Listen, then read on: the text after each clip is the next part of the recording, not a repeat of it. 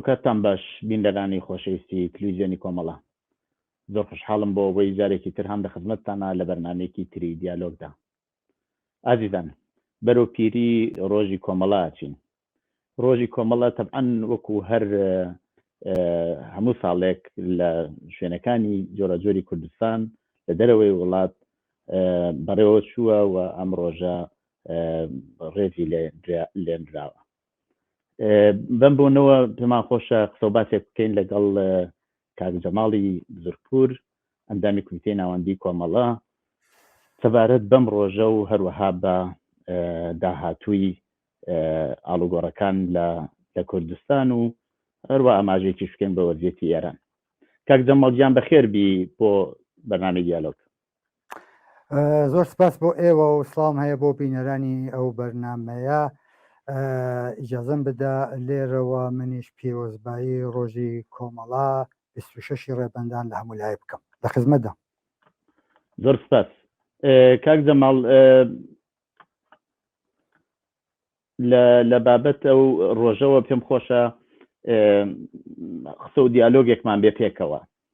هەروەک بۆ خۆتان دەزانن 26 ڕێبەندان ڕۆژی کۆمەڵە ڕۆژێکی ناسراوە بۆ خەڵکی کوردستان. لەم ڕۆژەدا ڕێکخراوێکی چەپ هەڵسوڕانی خۆی پاش 9 ساڵ کاری نهێنی ئاشکرا کرد. لەم بەرنامەیەدا تەبعەن ناچینە سەرەوەی کە چۆن بوو بەو دیللا هەم لەم بەرنامەوە هەم لە بەرنامەکانی تری تلویزیۆنی کۆمەڵەوە و هەم لە ڕێگەی ڕاگەیاندنەکانی ئێمەوە لە بابەت پێکێنانی کۆمەڵە و ئاشکرابوون و ئەلە بابەتەوە زۆر قسە کراوە. و من پێم وایە ئەگەر بکرێ زیاتر باسیەوە بکەین کە داهاتووی ئەم بزوتنەوە چی دەدەوە، جێگە و پێگەی کۆمەڵە لەم داهاتووی ئەم بزوتنەوەی شۆڕجارانە لە کوردستانە چۆنە دێت. بۆیە پێم خۆشە پێش لەوە پرسیارەکانم دەست پێ بکەم، ئێوە ئەگەر بکرێ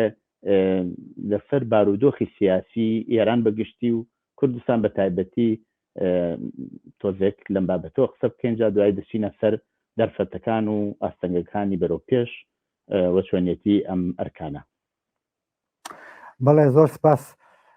هەوا کە تۆ باست کرد بە بڕوای منیش 26 ڕێبەندان ڕۆژی کۆمەڵە ڕۆژێکی تقریبا ناسراوە بۆ بەشی زۆری خەڵکی کوردستان. دەلیلەکەیشی بە بڕوای من ئەوەیە کە نەک لەو ڕۆژەدا دیارە خۆی لە سیمای کۆمەڵەدا نیشاندا، لە ئاشکرابوونی فعالیتی کۆمەڵەدا نیشاندا، بەڵام بەهۆی تەحولاتێک کە پێشتر دەستی پێکرد بوو، تەحولاتێکی سیاسی و کۆمەڵایەتی لە ئێران و لە کوردستانە دەستی پێکرده بوو و بزوتنەوەی کوردستان کە تاریخێکی بوو فرسەت و فراغەتی ئەوەی پێدا کرد، بەتابەت دوای ڕاپەڕینی ساڵی 57 ئەو فرسەت و فراغەتەی پێدا کرد بۆ ئیمکانەی بۆ ڕەخسا کە جاری سەر ویست و داخوازەکانی خۆی بێنێتە گۆڕێ. بە ئەو کۆمەڵە کەوتم سمبولی یەک ڕەوتی کۆمەڵایەتی بوو کە لەو ماوەیەدا لەو دەورەیەدا لە ئێران و لە کوردستان سەری هەڵدا بوو، لە واقعدا ڕێبازی کوێنێ و دەرگایکی نوێ بەرەو بزوتنەوەی کوردستان کردەوە. کەوابوو ئیمڕۆ ئێمە 26 ڕێبەندان ڕۆژی کۆمەڵە دەرفەتێکە بۆمان کە ئەم بزوتنەوەیە و هەروەها ئەو ڕێبازە نوێیە، ئەو دەرگا نوێیە و هەروەها جەریانی کۆمەڵە لەم ڕێبازە تا ببخینە بەرباس و لێکۆڵینەوە. یەکێک لە خاصیەتەکانی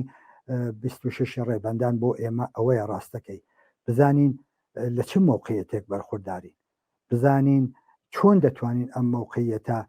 بەرەو بەهێزبوونی بزوتنەوەی شۆڕشگێرانی کوردستان و لە بەتنی ئەوەدا بزوتنەوەی چەپ و سۆسیالیستی لە نێو ئەم بزوتنەوەدا کە بەهۆی ئەو ئاڵوگۆڕانە وەکو مەیلێکی بەرینی کۆمەڵایەتی هاتووە مەیدانەوە و کۆمەڵە بوو بە بەستەری ئەم مەیلە کۆمەڵایەتیە، چۆن دەتوانین هەڵی سەنگێنین و لەم ڕێگاواوە کە باسم کرد بتوانین ئاستەنگەکان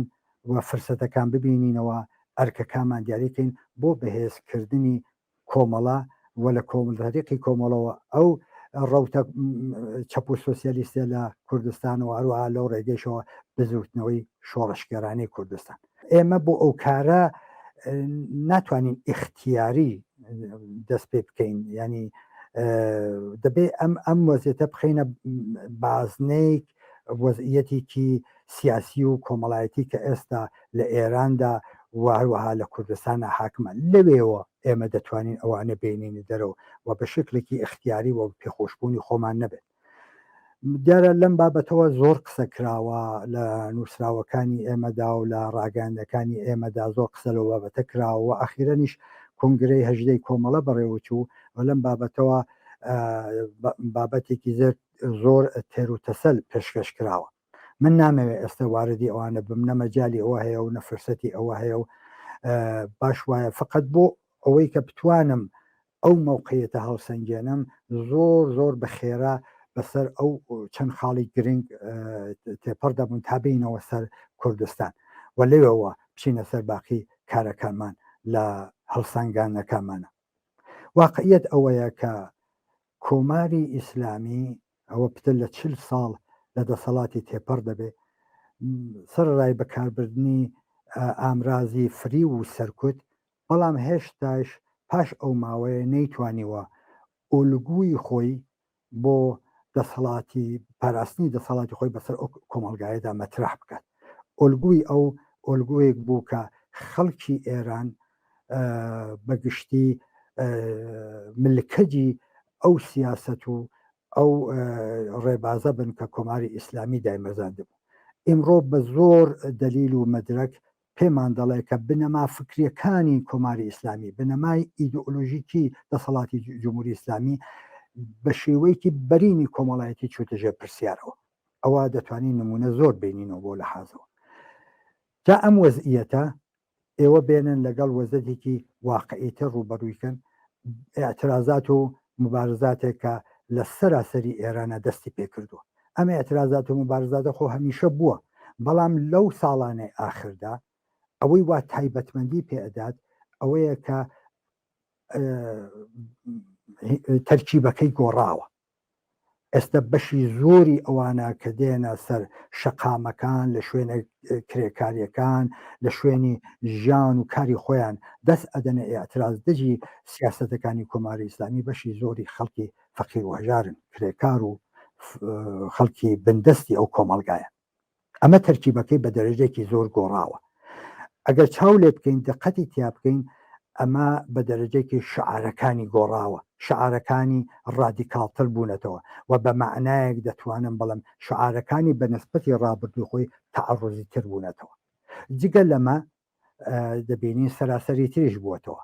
و ئەمە بە ئێمە دەڵێ ئەم ئاعترازات و مبارزاتە هەروە کە دەچنە پێشەوە خەریکین ڕێگا دەبینەوە بۆ ئەوەی کە ئەو گیر و گرفتانی سەرخۆیان لابن وەکو هێزێک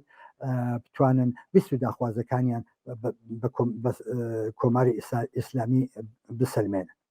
و لە نێو خۆیاندا ڕێکخراو و لە نێو خۆیاندا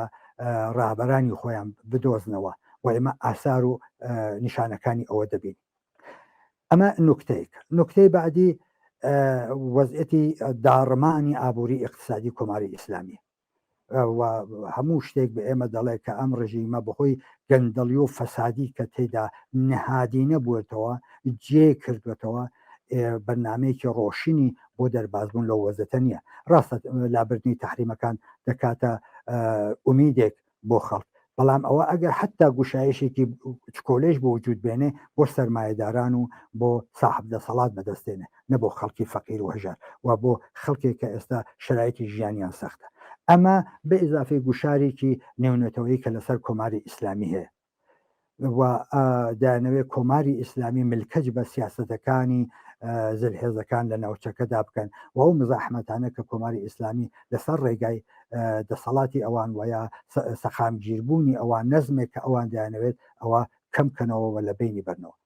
بەحاڵ ئەمە وەزعیەتە واقعیە بە ئێمە دەڵێ کە کۆماری ئیسلامی بە تۆری واقعی مشروعەتی چۆتە ژێر پرسیارەوە ڕابطەی خەڵکی ئێران بەگشتی و کۆماری ئیسلامی گەیشتێتە نقطەیە کە تازە گەڕانەوەی بۆنی ئەمە بەلحازی کۆماری ئیسلامیەوە جا ممکنە ئەم پرسیارە بێتە بەرەوە بۆ ئێوە من پێم خۆشە لێرەدا لە جیاتی ئێوە ئەو پرسیارە لە خۆم بکەم کە دێ باشە کۆماری ئیسلامی بۆ ئەواماوەتەوە بڵێ ئەو شتانەی وایە وەڵنگشتی دروستە ینی شەرتی ڕوخانی هەر دەسەڵاتێک بەو هەموو شتانە وایەوە باسان کرد اعتراضاتێکی زۆری کۆمەڵایەتی وەزیەتێکی داڕماوی ئابووری بحرانێکی گەورەی ناوخۆ بحرانێکی گەورەی نێودەوڵەتی هەموو ئەوانە ئەبێ ئەو ڕژیمەی لە بەردەم هەڵدێرێک دانابێت کە بڕوخە ئەی بۆ ئەو هەمووە ئەبێ ئەمە چاوەڕێ بین ئەوە چەند ڕۆژەوە پێش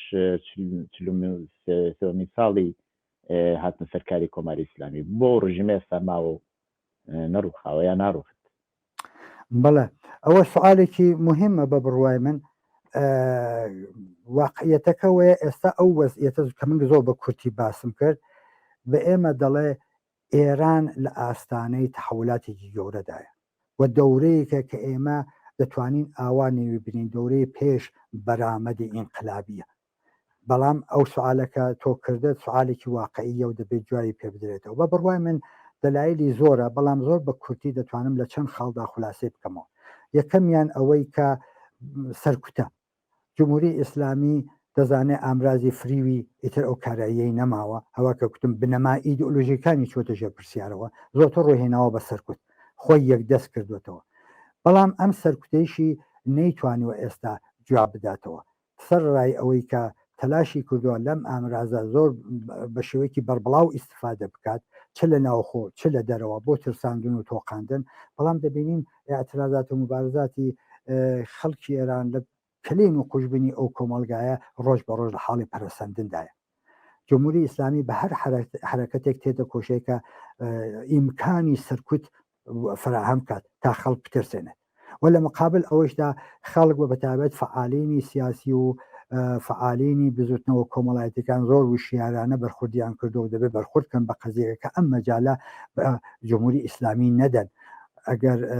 ڕێگە نەدەن بە جمهوری ئیسلامی بە شێوازی جۆر بەجۆر خەڵک چاوتەرسن کات ئەمە دەگەڕێتەوە ئەو ماوەش نیشانیان داوە بە شێوازە لە مبارزە کە هەڵیان بژادووە لە کاتی مبارزە لە چۆنیەتی ئەم مبارزە و ئاعتراضدان بردنە پێشەی ئەمە نیشانەدات کە توانیویانە بە دەرجەیەک قدرەتی مانۆری سەرکوتی جمهوری ئیسلامی مەحدودکەنەوە ئەگەرچی کەماکان مەسئلەیە بەتایبەت یەک نوکتە مهمە کاک مەحیە دەبێ ئیشارە پێ بکەین ئەوەی وا بۆ کۆماری ئیسلامی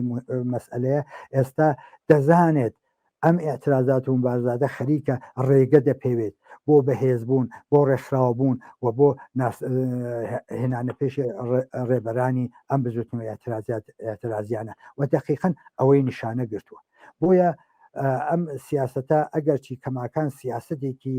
زۆر بەرچاو و فعالی کۆماری ئیسلامیە بەڵام بەو ئێقداماتە کە باسم کرد زۆر بە کورتی بە ئێمە دەڵێ نەیتوانیەوە ئەو کارایشی ببێت بەنابەرین بەرحاڵ دانێکی سەرکوتە کە هەر بەدەستیەوەیتی و ئیستفادە لێ دەکات یەکی تریشانەوەیە کە سەی دەکا ئەم وتارە جێبخات و خەڵک لە ئینقلاب و ڕاپەڕین بترسێنێت ئەمە بە شێوازی جۆر بە جۆر بە ڕێگەی جۆر بە جۆر تێتە کۆشەیەکە ئەم بیرۆکەیە بباتە ناو خەڵک لە سوورەتێکە ئەگەر ڕاپەڕن وەزعیەت دەشێوێ بەیەکە شێوا بەیەکە ئەمنیەت و ئاسایشیان دەڕات کەس بە کەس دەبێت هەرجومەرج دەبێت و بەعزجارێک دەڵێن ئێران تەجزیە دەبێت مەجموعی ئەو تەرفەندانە دێنەوە بۆ ئەوەی کە خەڵک لە ڕاپەڕین و لە هەڵچوونی جەماوەری بۆ لە گۆڕنانی کۆماری ئیسلامی بترسێنن ئەمەش فاکتۆرێکە وەکو کوتم وەکو وتارێک جێ دەخات بە تایبەت ئەمە وەختێک جێدەگرێت کە خاڵی سێوەمی ئەویش نەبوونیکی ئالتەرناتیوێکە ئالتەرناتیوێکی پێشڕە و ئالتەرناتیوێکی منسەجم ئالتەرناتیوێکی بەهێز بە ڕاهبەرانی شناختی شودەی خۆیەوە کە بتوانێت لە سەحنەی سیاسیدا حضوریان بێ و لە مەعادلاتی سیاسیدا بەهرەمەند بێت ئەم نەبوونی ئەم ئالتەرناتیوە لە واقعدا ئەو ئیمکانەی بە جمهوری ئیسلامی داوە کە بتوانێت لە سەر ڕای ئەو شپرزی شەرایەتی دەسەڵاتەکەی بەڵام کەماکان لە دەسەڵاتە بمێنێتەوە و بتوانێت درێژە بە دەسەڵاتی خۆی بدەن ئەمە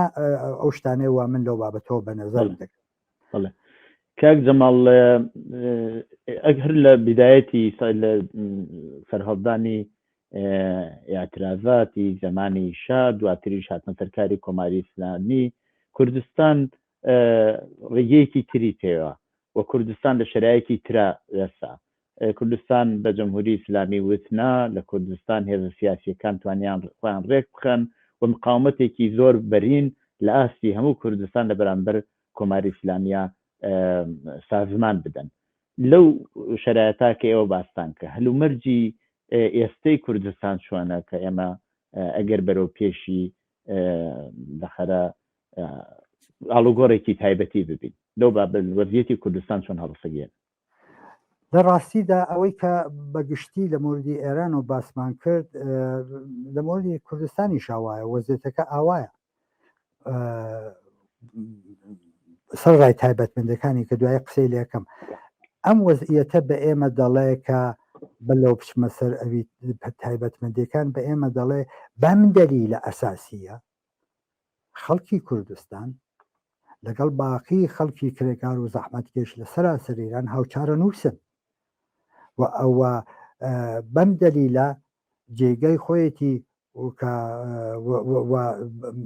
بە قازانجی خەڵکی کوردستانیشە بۆ ئەوەی کە بتوانن بۆ دەستەبەرکردنی ویست و داخوازەکانیان ئەو هاوچار و نووسیە پتەوکەنەوە و بەم معنە لە ئێعترازات و مبارزات لە بزوتنەوە ئێعترازەکانی سەراسەر ئێران پشتیوانی بکەن خۆیان لەوان بزانن و نابێ ئیجازە بدەن کە بە تاق بکەونەوە و ئەمە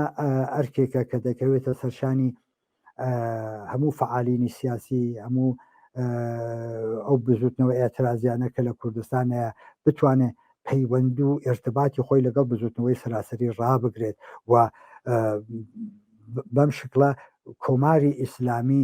لە نەتەنیا لە کوردستانە بەڵکو لە باقی شوێنەکانی ئێران بە هاوپشتی و هاودەنگی و هاو خەباتی بتوانن گوشار بخەنە سەر کۆماری ئیسلامی لەمە دەگەڕم وتم تقریبا وەزیەتەکە هەر ئەوەندەیە بێ ئیزافەی ئەوەی کە دیارە شرایەتی کوردستان تایبەتی ترە ئەمنیەتی ترە و کۆماری ئیسلامی بە نسبەتی مەسائلی کوردستان حساسرە کوردستانی میلیتاریزە کردووە و تەبیعەتەن بەپێی ئەو بۆچوونە ئەمنیەتێ کە هەیەی بەرامبەر بە کوردستانەوە ئەو بۆچوونە شوێنیستیە کە هەیەی بەرامبەر بە خەڵکی کورد تەبیعەتەن هەمیشە تێکۆشاوە کە خەڵکی کورد و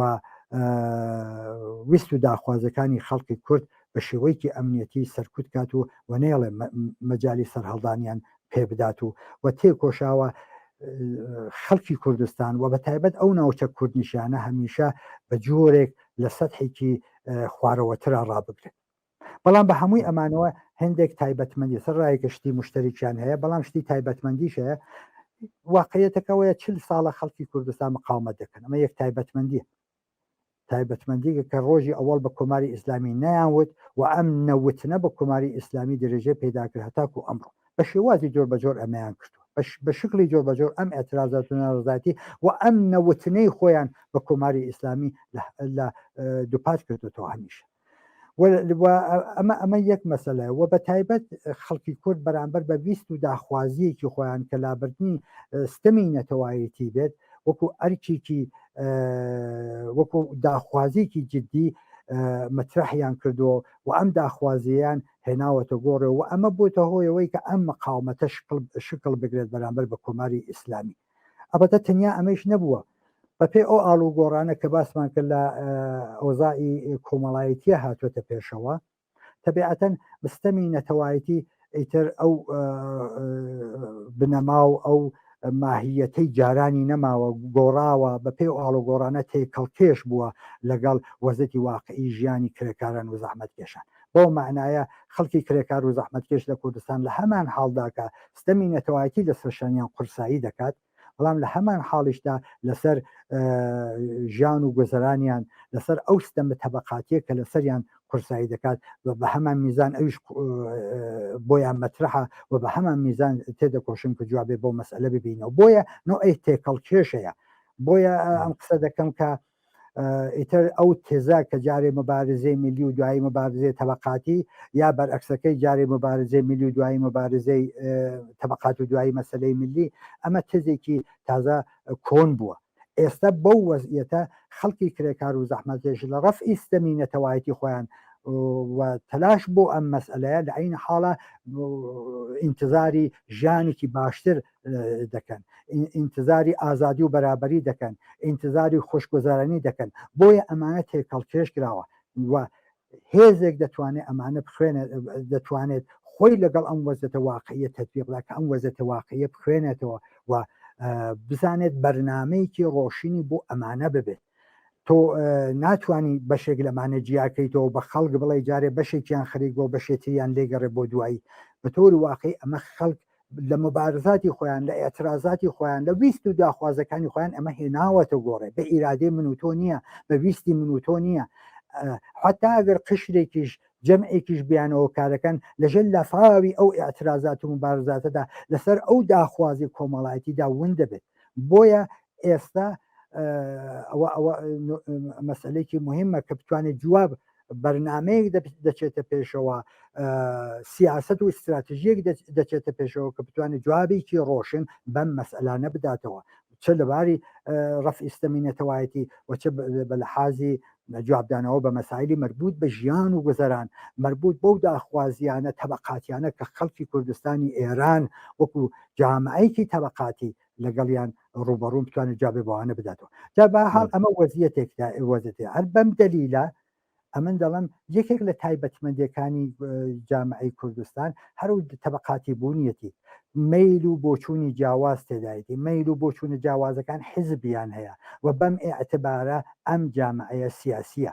ئەمەش تایبەتمەندیکی ترە ینی ئالترناتیوی خۆی هەیە ئەم جامعەیە لە شرایەتێکی تردا ئالترناتیوی هەیە لە قاڵبی گرایشاتی جۆر بەجۆردا و ئەحزابی جۆر بەجۆردا جگەلەوە تایبەتمەندیکی تر ئەوەیە کە لەم وەزەتدا هێزی چەپ و ڕادیکاڵ لە بەستەری کۆمەڵەدا هاتۆتە ڕۆ وەتوانویەتی ئەو میلە کۆمەڵایەتیە نمایەندگی بکات و ئەو میلە کۆمەڵایەتیە چەپا کە ئەمڕۆ لە جامعەی ئێران و لە جامعەی کوردستانیش بە تایبەت ڕنگ دەداتەوە و لە ئاوات و ئارزوەکانیانە دەتوانین بیبینەوە تەنانەت لە شعارەکانیشا دەتوانین بیبینینەوە ئەمە توانویەتی ببێ بە بەستەرێ بۆمە ئەگەر نەیتوانی و هەمووی ئەمانە یەک کاسە بکاتەوە و تەبدیل بێ بە ئالترناتیویکی جددی وبێ بە ئالترناتیویکی بەهێز بەڵام بەستەرێکی واقعیە و ئەو زەربێ ئێمە دەڵێ کوردستان بەم دەلیلە ئەو زەرفێتە واقعیەی هەیە کە بتوانێت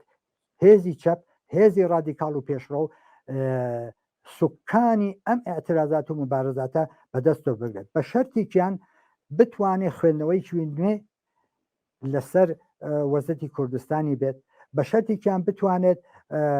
خۆی لە هێندێک فەرهەنگ و لە هێندێک بیر و بۆچوون و لە هێندێک مەسائل کە دەست و پێی دەگرن و مەحدودی دەکەنەوە لەوانە خۆی ڕزگار کات ئیمکان و زەرفیەتی ئەوە هەیە کە لە سبحینێ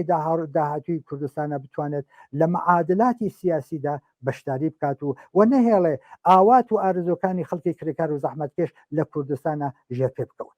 من تایبەتمەندەکان لەمانەدا دەبینم پێم وایە لەو جێگەی سەرنج کاک جەماڵ پێم خۆشە من بە مەسەلەیەکی کەش ئیشارە بکەم لە ئیدامەی قسەکانی ئێوەدا ئەوی شەوەیە کە ئەگەر کۆماری ئیسلامی خەڵکی ئێران لە وەزیەتی عێراق و ئەفغانستان و لیبی و شوێنی وا ترسێنێ بەڵام لە کوردستان لە شوێنەکانی تری کوردستان و کوردستانی ڕۆژاوا لە کوردستانی باشوور و حتا لە باکووریش هەلومەرجهایەک ڕوویداوە کە ئەمە تۆزێک دڵگەرمیەدا بە خەڵک ئەگەر لە ئەگەری ڕووداوەکانی ئێرانە خەڵکی کورد دەتوانن بۆ خۆیان لەو شرایطە ئیستفادە بکەن ئێستا لە تەجروبیاتی ئەوان ئیستفادە بکەن لە هەمان کاتاوە لە زعفەکانی ئەو شوێنانی تری کوردستان ئیستفادە بکەن ئەمە ئەتوانێت تاسیری بێ ئایا ئێوە لەو بابەتەوە نەزەرتان چییە؟ منیش پێم وایە ڕاستەکەی ئەوەش خاڵێکی مهمە بەحاڵ لەم بابەتش و ڕاستەکەی لە کنگرەی هەژدەدا قسە کراوە و ئێمە بڕیارنامەیەکمان هەیە من زۆر لێرە واردی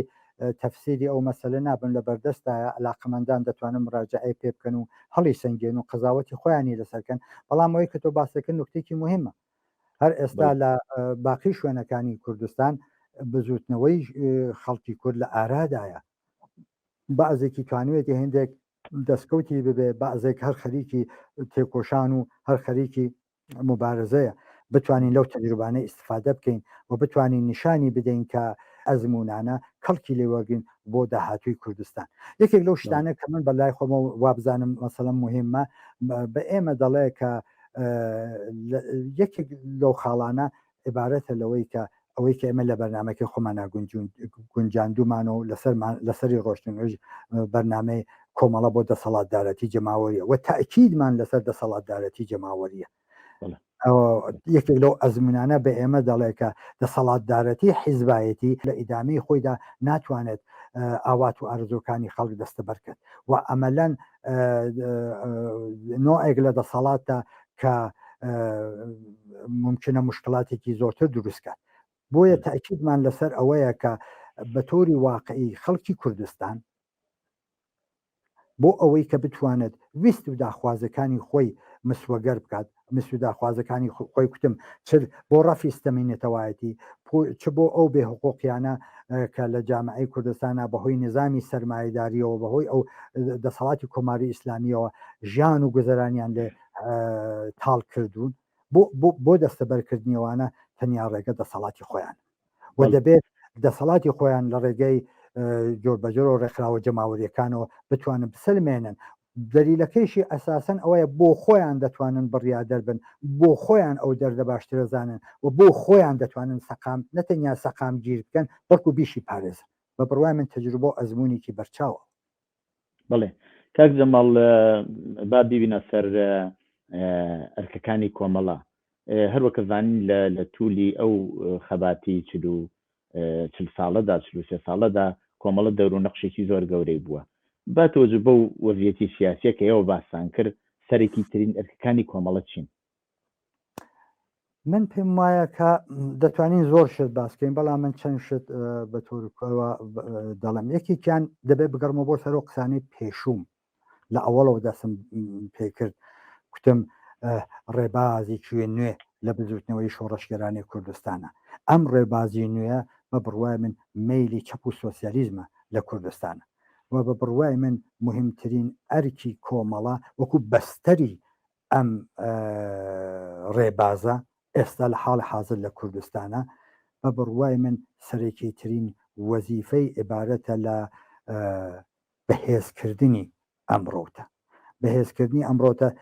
تەنیا ئەوش ئارزوو خەیاڵ نییە بە تۆری واقعی ئەمڕۆ لە کۆمەلگای کوردستان بەتە نەتەنیا لە کۆمەلگای کوردستانە لە کۆمەلگای ئێراندا وەختێکیان دەچی ورد دەبیتەوە لەو ئاعترازات و مبارزاتە لە گۆشە و کناردا لە جەریاندایە وەختێک تێدا ورد دەبیتەوە دەبینی ئەو ئاوات و ئارزوانە ئەو خاستانە حتا بە شێوەی شعار دێتە دەرەوە هەمووی ئارزوو ئاوات و ئارزووهایەکن کە میلی چەپی تێدایە.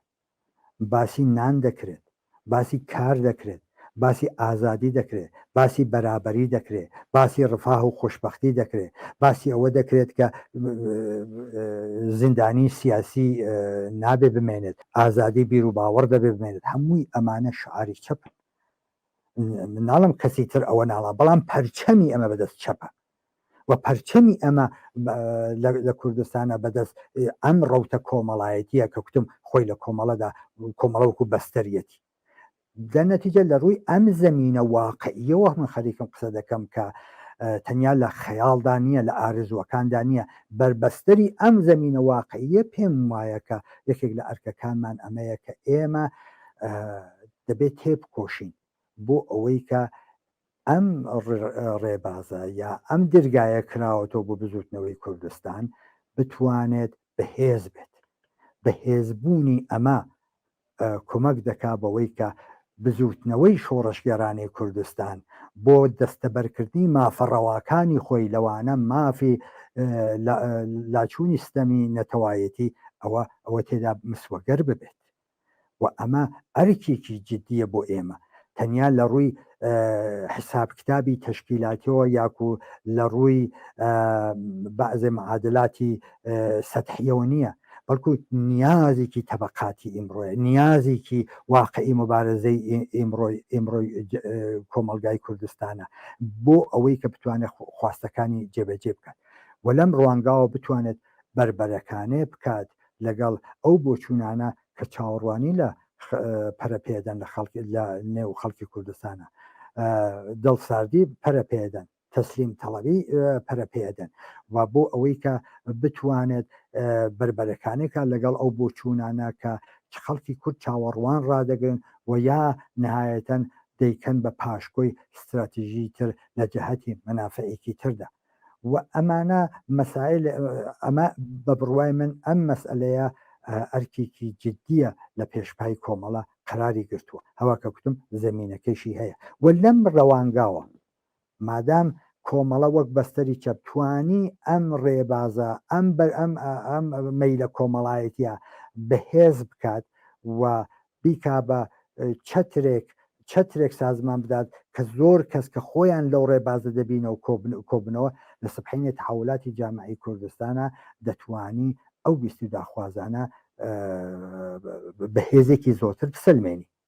و بەو معنایە دەمەوێت بەڵام کە ئیتر ویست و داخوازەکانت لەژێر دەست و پێون نابێت مەیل و بۆچوونی تر هەیە لەو جامعەیەدا ئەم مەیل و بۆچوونانە بەرنامە و استراتیژی جیاوازی خۆیان هەیە ئەوانیش بێکاردانەنیشتون هەل لێستێش و دەست بەکار بوون قابل لە کەسێکە بیل لە ئازادی و بەرابری دەکاتەوە بیل لە ڕفاه و خوشببختی دەکاتەوە بیل لە لابردنی بێحقوقی دەکاتەوە بیل لە لابردنی ستەمی نەتەوایەتی لە خەڵکی کوردستان دەکاتەوە چاوەڕام بمێنێتەوە بۆ نەچێتە ژێر چەترێک و لەم ڕێگاوە خۆی بەهێز کات بەرامبەر بە هەر نوع بیر و بۆچوونێکی تر وەسەقی نەبتوانێت دەسەڵاتی خۆی بسلمێن بەحاڵ ئەمە مەسئلەیەکە و ئەمەشمان هەر دەرخۆت ناوێت بەڵکو دەمانوێت لەم ڕێگاوە بزوتنەوەی شۆڕشگێرانەی کوردستان بەهێز بێت و بتوانێتەوە کە باسم کرد مافەکانی خۆی بسلمێن بەهێزکردنی ڕەوتی چەپ لە کوردستانە تەنیا ئەرکی کۆمەڵە نییە ئەرکی هەموو ئەو کەسانەیە ئەو کرێکار و زەحمەت کێشەیە کە ستەمی تەبەقاتی و نەداری و هەژاری لەسەر شانی قورسایی دەکات ئەو زەحمەت کێشە مەحرومەیە ئەو ژنە ستەم دیدەیە ئەو لاوە شۆڕشگێرەیە ئەرکی ئەو ڕووناکبیر و ڕۆشنبیرەیە ئەو نویسەندە و هونەرمەندەیە کە بۆ گەیشتن بە ئاوات و ئارزوەکانیان ئەوە احتیاجی بە حرەکەتێکی جەمعی هەیە حرەکەتێکی بەرین هەیە بۆ ئەوەی کە بتوانێت وەکو هێزێک لە ساحەی سیاسیدا حضور بێ لە مەعادلاتی سیاسیدا بەشداری بکات و هەوە کە چەند جاریش تکرارم کردەوە نەهێڵێ ئاوات و ئارزوەکانی لەژێر دەست و پێی ون بێت بەڵێ کاک جەماڵ من ئەمویست پرسیاری ئەوە بکەم کە چەپچیە و ئاماژەتان بەگشتی بە هەموو ئەو خاڵانەی وە وەکو چەپ ئەناسر لە ناو کۆمەڵگا باس کرد بەڵام ئایا چەپ وەکو لە خۆی لە هێزی سیاسیا بینێتەوە یا ئەتوانێت هەم هێزی سیاسی بێ هەم ڕوتێکی کۆمەڵایەتی بێ لە بزوتنەوە کۆمەڵایەتەکانە ئەتوانێت ئێمە ئاماژەی پێ بکەین ئەو چەپە چییە کامێک لەوانەیە هەردوو کێتی یادانەیەک لەوانەیە ئەمن پێم وایە هەردوو چێتی لە واقعدا بەڵام ئەوانەی هێزە سیاسیەکان بە تۆری واقعی ئێستا نەتەنیا لە کوردستانە ڕاستەکەی لە ئێرانەوە یا حتاتوانم تۆزە ئەبعادی سەراسەری تریشی پێ بدەم متەئەسفانە چەپی متەحەزب فاصلە کەوتوتە نێوانی لە بین ئەو هێزە کۆمەڵایەتیە ئەمە دەبێت چارەسەر بکرێت بەڵام ئەوەی کە من زۆرتر مەبەسمە ئەو چەپە کۆمەڵایەتیە کاک مەحیا پرسیارەوەی کە چەپ چییە دیارە بیر و نظری جۆر بەجۆر هەیە لەو بابەتەوە من نامەوێت نظری قەتعی بدەم لەو بابەتە دەکرێت مناقشەی لەسەر بکەین بەڵام بە بڕوای من چەپ خلافی جریانی مەوجودە خلافی جریانە خلافی وەزعەتی مەوجودە دەجا پرسیارەمەیە جریانی مەوجود چییە وەزعەتی مەوجود چییە وەزعەتی مەوجود ئێمڕۆ لە کۆمەلگای ئێران و لە کۆمەلگای کوردستان ستەم نابەرابەری بێحقوقی و استثمار و بەهرەکەشی لە ئینسان و ئەوانەدا ئەوانە ژیانی بە خەڵک تاڵ کردووە و ژیانی خەڵکی لە ژیانێکی ئاسایی مەحروم کردووە و سەرەتایی تەرین مافەکانی چوەتە ژێر پێ دێ زۆر باشە ئەمە چییە بۆیە ینی بنەمای ئەمە چییە بنەمای ئەمە عبارەتە لە وجودی سیستم و مناسباتێکی سەرمایهداری مناسباتێکی زاڵمانە کە هەدەفی قازانج پەرستی و سوود پەرستیە و بەغیر لەزەوە هیچی تر ناناسێت و بەو دەلیلە بە شێوەی جۆر بە جۆر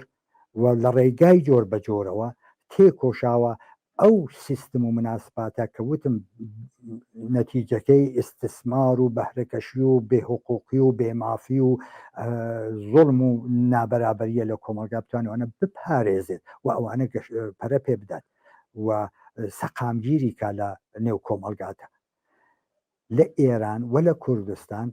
جمهوری ئیسلامی بە قانونیەوە بە ئەرتەشیەوە بە سپایەوە بە مەلاکانیەوە بە مزگەوتیەوە بە هەموو شتێکەوە تەلاش دەکات کە ئەم سیستم و مناسباتە بپارێزێت. بەنابەرین چەپ لە ڕوانگای منەوە زدی سەرمایەداریە، زدی سیستم و مناسباتی سەرمایەداریە. ئاسوەکەی بریتە لە بنیادنانی دنیایشی ئازاد و بەرابەرە ئەومە بە سوسیالیزمی زانستی پێناسەمان کردووە و بۆ ئەو کارە مانەیەکەیە بەرامبەری جمهوری ئیسلامی بە هەموو شاخ و بەرگەوە دژی هەوڵ دەدات ئەم مانعە لەسەر ڕێگایخە و بەم معنە چەپ هەوڵ دەدا بۆ ڕوخانی کۆماری ئیسلامی بۆ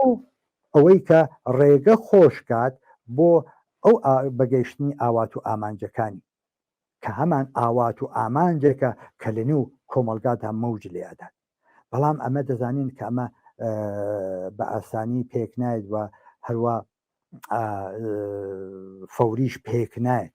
ئەمە مەلزوماتی دەوێت، ئیمکاناتی دەوێت. یەکێک لە مەلزومات و ئیمکاناتەکانی ئەوەیە کە قوربانیانی ئیمڕۆی ئەو سیستم و مناسباتە بتوانن بەهێز بتوانن ئەو هێزە پێدا بکەن وەکو ئەڵتەرناتیڤێک مەطرح بن لە جامعەدا ئەو قسەی کە لە ڕۆژی ئەوڵەوە کردمان بتوانێت خۆی مەطرح کات ببەخشن لە قسەی ئەوڵەکانمان نبوو مەطرحمان کرد وتمان نەبوونی ئەڵتەرناتیڤ جمهوری ئیسلامی یەکێک لەو دەلیلانەیە کە جمهوری ئیسلامی لەسەر پێماوەتەوە بتوانێت ئەو ئەڵتەرناتیڤە سازمان بدات. بەڵام توش دەزانی کاکە مەحیەکە ئالتەرناتیڤ هەروە لە خۆ پێک نایێت، بە ئاوات و ئارزوو پێک نایێت و لە ڕووی تەبلیغیشەوە ئەساسەن پێک نایێت. ئەوەی وە ڕێگای خۆی هەیە، ڕاستە سەختە، ڕاستە ماوەی دەوێت، ڕاستە تەلاشی دەوێت، ڕاستە ماندووبوونی دەوێت، بەڵام ڕێگایکی مؤثری ئەوەیە کە ئێمە هەم لە ئەدەبیاتی سیاسی پێشومانەوە ئێستاش مرتب لەسەرەوە تکرارمان کردو ئەویش پەرەپێدان بە بزوتنەوەی متالباتیە. لە پەرەپێدان بە بزوتنەوەی متالباتیدایە کە وردە وردە خەڵک جورئەت پەیدا دەکەن، ئیرادە پەیدا دەکەن و بە تایبەت ئەگەر بە شێوەیەکی باش بچێتە پێشەوە مەجای سەرکوتکەری بە جمهوری ئیسلامی نەدات و بتوانێت لە هەر حرەکەتێکی خۆیدا دەستکەوتێک بەدەستبێنێ ئێعتماد بە نەفسی دەچێتە سەرەوە بۆ کارێکی گەورەدا. ئەو اتفاقەکە لەم بینەدا ئێمە لەم چەند ساڵی ئەخێردا دیومانە. تۆ ئەگەر بێت و مبارزات و ئاعتراضاتی کوردستان خەڵکی کوردستان و باقی شوێنەکانی تر ئێران مقایسەکەی لەگەڵ 10 ساڵی ڕابردوو ئەو تەفاوتانەی تێدا دەبینی کە باسم کرد شعارەکانی ڕادیکالتر بووتەوە سەراسەری بۆتەوە ڕەهبەرانی خۆی دۆزیوتە ئەمە معنایەوە خەریکە دەڕوات بەرەو ئەوە و ئەمە لە جنبشی متالباتیدایە و هەرچی ئەم جنبشە متالباتیە پەرە بستێنێت و هەرچی ئەم جنبشە متالباتیە وەستەردەتر بێتەوە ئیمکانی ئەوەی کە بتوانێت ئەو زەعف و ئیشکاڵاتی خۆی بەتەرەفکە هەیە و بۆیە جمهوری ئیسلامیش سیاسەتی سەرکوتیە و بۆیە جمهوری ئیسلامی تەشخیصی داوە پەلامار دەباتە سەر فعالینی کارگەری فعالینی بزوتنەوەی ئاعتراضیەکان. ئەمە نکتێکی مهمە کە ئێمە دەبێت لە بەرچاوی بگرین و ببینینەوە کە وابوو چەپ جگە لەوەی کە دژی سەرمایەیە ئوفۆقی سوسیالیزمە جگەلەوەی کە خوازاری ڕوخانی جمهوری ئیسلامیە بەڵام لە عینی حاڵیشە دەرگا دەکاتەوە بۆ هەموو ئەو کەسانەی کە دەتوانن لەو ڕێگایەدا بۆ هەموارکردنی ڕێگاکەی بۆ پێکێنانی ئالتەرناتیڤی کۆمەڵایەتی بتوانن کارکەن و فعالیتکەن. بۆیە هەموو ئەو کەسانەی کە بە جۆرێک یارمەتی ئەمادەن بە جۆرێک دەتوانن ڕێگە خۆشکەن بۆ ئەم مەسئلە دەتوانن لەژێر چەتری چەپتا کۆبنەوە بە بڕوای من و ناتوانین ئێمە ینی مەحدودیەتێک بۆ ئەوەدانی مەگەر کەسێک دژی سەرمایە نەبێت مەگەر کەسێک دژی ئاوات و ئارزوەکانی شتێکی تری بێت دژی جمهوری ئیسلامی نەبێت مەگەر کەسێک دژی لابردنی ئەو حقوق و نابەرابەریانە لە کۆمەلگادا نەبێت. ئەمە بەحسی شتێکی تر و میلێکی ترە و بچوونێکی تری هەیە یا بە شێوەیەکی تر دێ بە خۆی دەکات بەڵام ئەوەی کە هەیە ئەم مەسئلەیە بە بڕوان و ئەمە چەپ دەبێت بە دەستی ئەو بگرێت بەڵێ کاک جەماڵ من کاتم زۆر نەماوە پرسیاریشم چەندانە پرسیارێکی ترم ماوە بۆیە داوا لە یەکەم تۆزێ بە کورتی ئێوە لە بیدایەتەوە باسی کنگرەی هەژدەتان کرد کنگرەی هەژدە هەروە بۆ خۆشتان ئاگدارن و خەڵکیش ئاگدارە سەرکەوتوانە کۆتایی پێهات و یەکێک لە پەسەندکراوەکانی کنگرە مەسەلەی پێکێنانی بەرەی چەپ بوو بەڵام ئەمە یەکەم جار نییە بە باسی بەرەی چەپەکەین بۆچی ئەو بەرەیە تاڵعانە نەیتوانیوە یا بۆچی لەم بابەتەوە سەرکەوتوو نەبووین چی ئەبێ بکرێ بۆ ئەوەی ئەمە بتوانین بەرەیەکی یەکگرتووی پتە و قایم لە قایمی چەپ پێک بێنین بەڵێ یەک دقە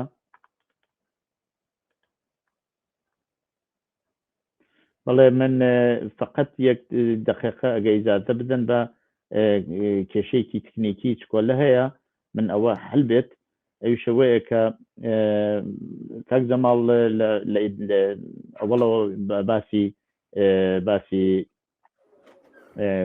کنگرەی هەژدەی کرد کنگرەی هەژدە حدودەن نزیکی مانگێک لەوە پێش کۆتایی پێهات لەو کنگرەیەدا زۆر باس و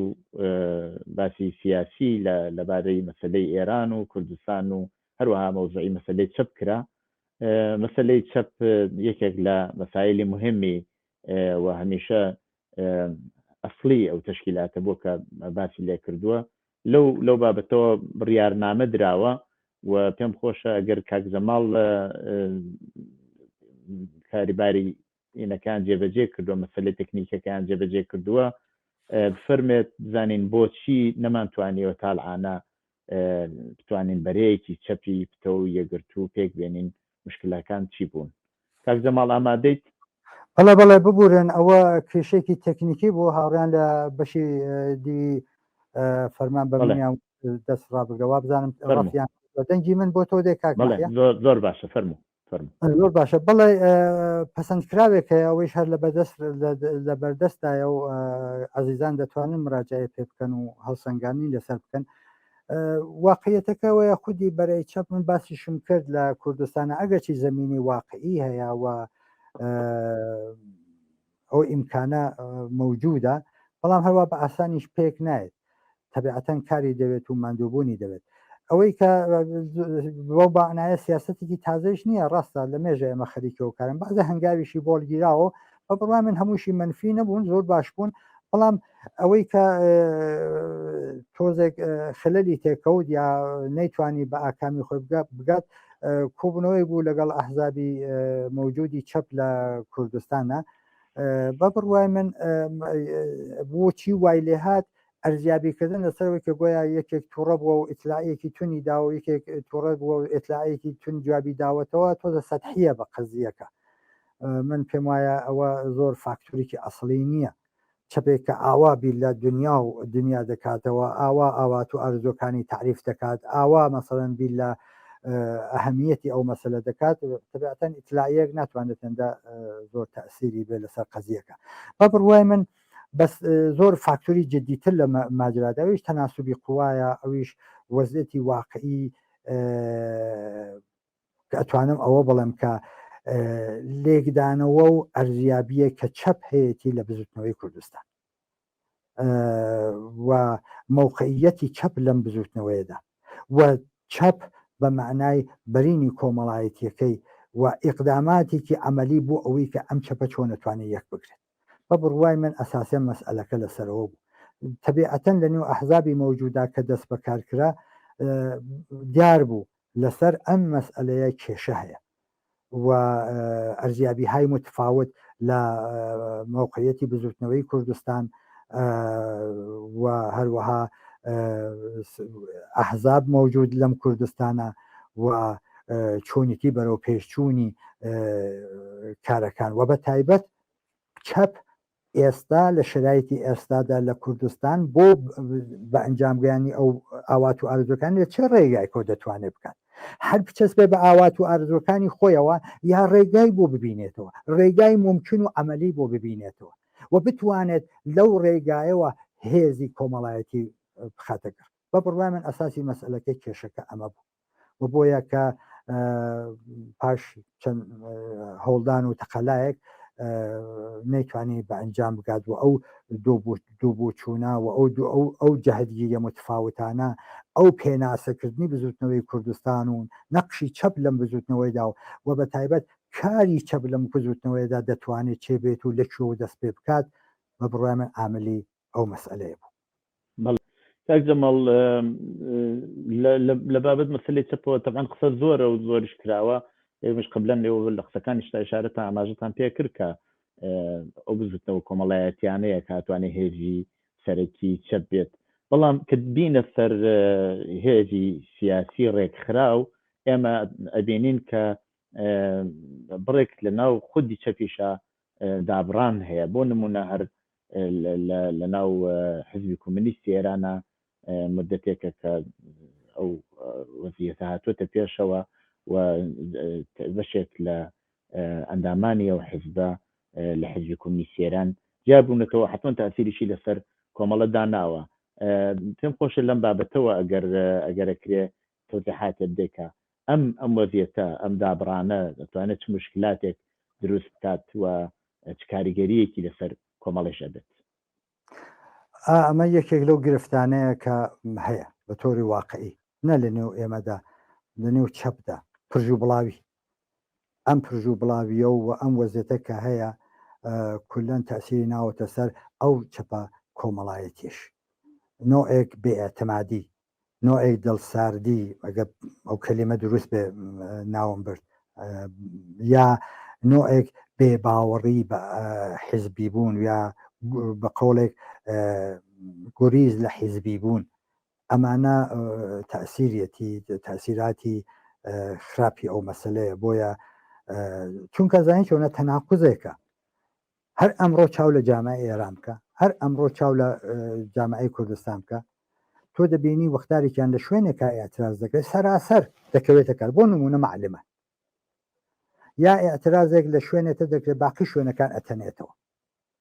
یعنی نۆعێک تەلاش بۆ هاودەنگی هاوجەهەتی سەراسەری بوون دەبینی لە نێو ئاعترازات و مبارزاتێکە کە لە کۆمەلگادا لە جەریاندا کەچی لەم لاو ئەحزاب مرتب لە یەک جیا دەبنەوە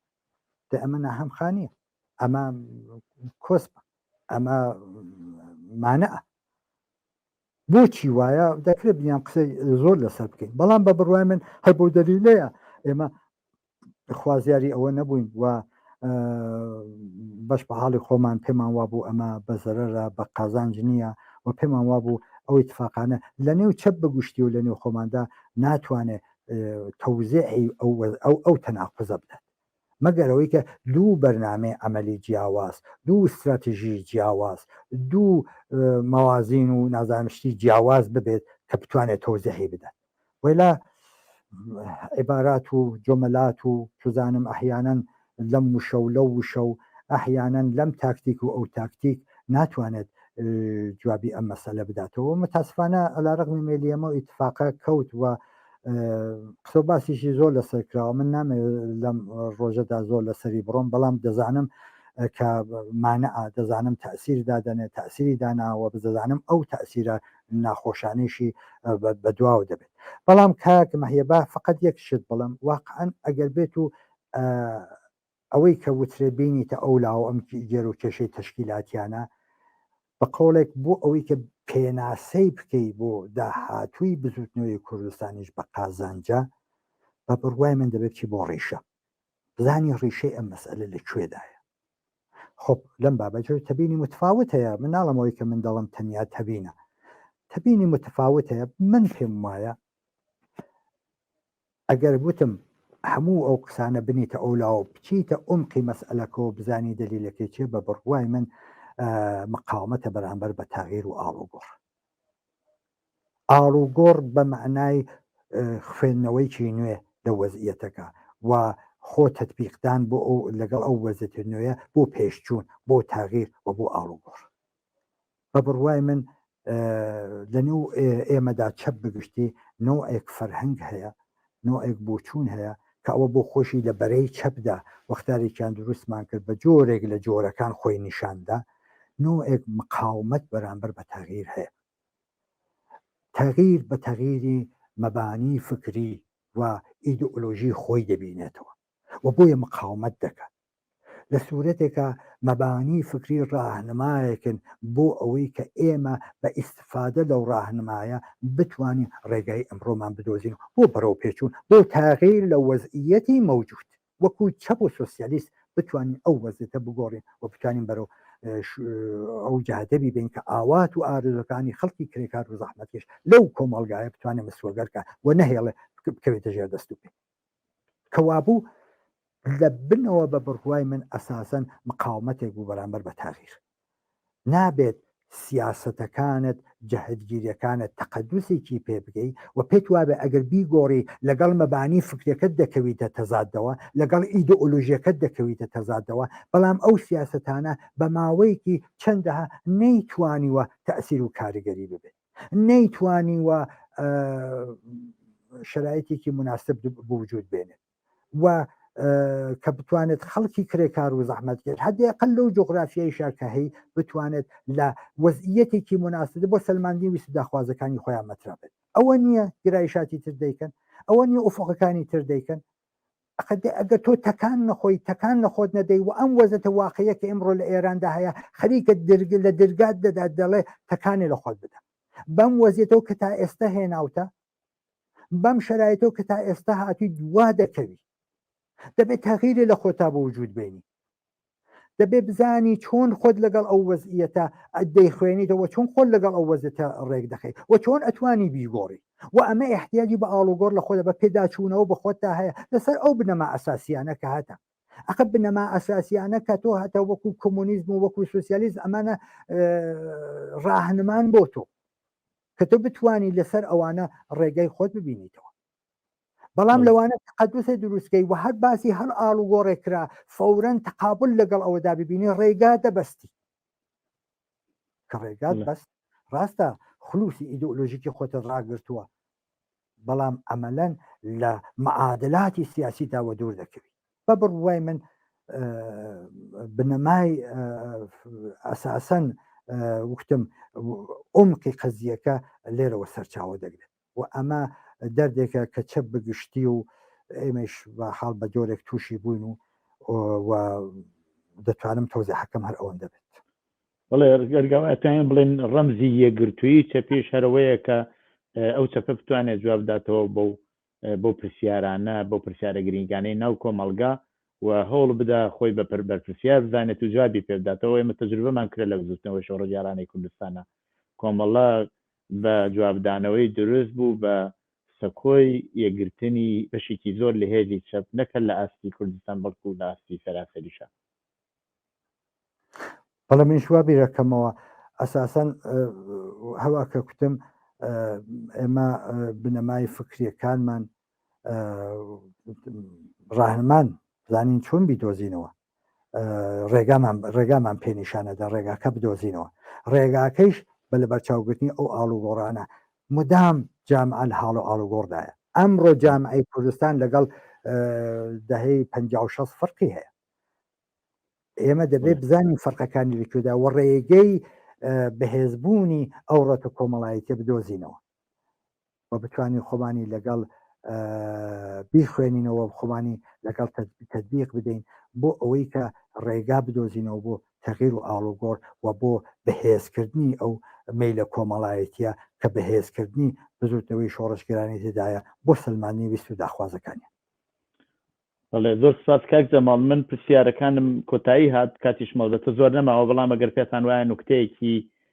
تایبەتی هەیە کە لە قسە باسەکانان نەبوو پێویستە ئیشارە پێ بکەن هەی لە خزمەتە ئەو قسانە کە لێرە کراندیارە هەمووی سەرەتان جێگەی بەحث و مناقشەن هیچ ئیرادێکی تێدا نییە ئێمە بەحث و مناقشە دەکەین بەیەکەوە بەخەرە ڕێگە دەدۆزینەوە من قسێکی تایبەتی ترم نییە بێزافێ فقط ئەوەندە بەڵام جارێکی تر پیرۆزبایی ڕۆژی کۆمەڵە بکەم لە ئێوە و لە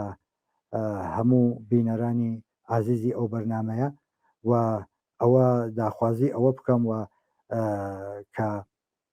ئاواتی ئەوە بخوازم کە دەوری داهاتوو بە لە بەرچاوگرتنی وەزەتی واقعی ئیمڕۆی کوردستان و لە بەرچاوگرتنی ئەو ئەرک و وەزایفانە کە ئێمە هەمانە کۆمەڵا بتوانێت هەوا کە لە قسەکانی باسم کرد وەکو بەستەرێکی واقعی ئەو چەپە بتوانێت ئەو ڕێبازە نوێیە ئەو درگا نوێیە کە لە ساڵی 1950 تا بەرەو و لەو سەردەمەدا بەرامبەر بە بزوتنەوەی کوردستانی کردەوە بتوانێت ئەوە بەهێز بکات و لەو ڕێگەوە بزوتنەوەی کوردستان بەهێز کات و بزوتنەوەی کوردستان بزوتنەوەی شۆڕشگەرانی کوردستان بتوانێت ویست و داخوازەکانی خۆی بسەلمێنێت. زۆر سپاس بۆ ئێوە. زۆر سپاس پیرۆزبایی شەکەین لە ئێوە کاک جەماڵی وادارین سەرکەوتوو بن. زۆر سپاس. ئازیزان بەم جۆرە هاتینە کۆتایی ئەمجارەی بەرنامەی دیالۆگ هەتا دیالۆگێکی تر ڕۆژ و شەیەکی خۆشتان بۆ باواتەخواردن کاتێکی خۆش.